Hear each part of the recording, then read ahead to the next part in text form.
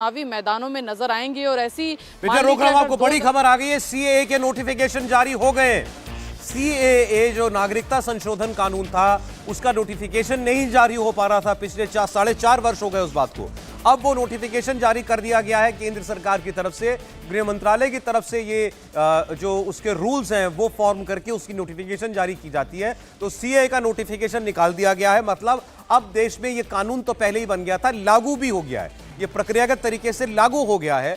ये बड़ी खबर है। सीएए नागरिक संशोधन कानून जो एक्ट जो पास हुआ था पार्लियामेंट में 2019 में, उसको लेकर के तब देश भर में बड़ा हंगामा हुआ था, विरोध किया गया था इसका, खास तौर पर अल्पसंख्यक समुदाय की तरफ से, मुस्लिम समुदाय की तरफ से।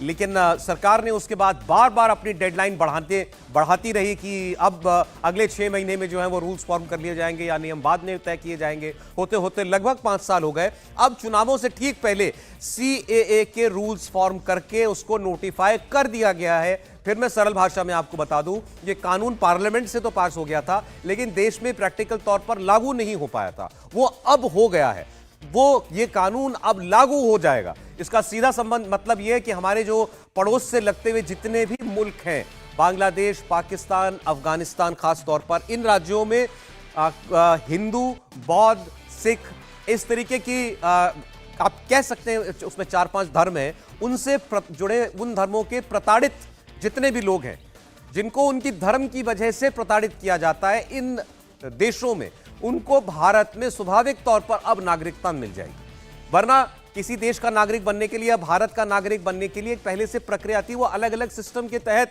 लोगों को सिटीजनशिप दी जाती थी। लेकिन ये उनकी रिहाइश के देश और उनके धर्म को देखते हुए विशेषकर भारत में यह प्रावधान किया गया है कि उनको स्वतः एक नागरिकता प्रदान कर दी जाए। और अब वो कानून बनने के बाद लागू हो गया है।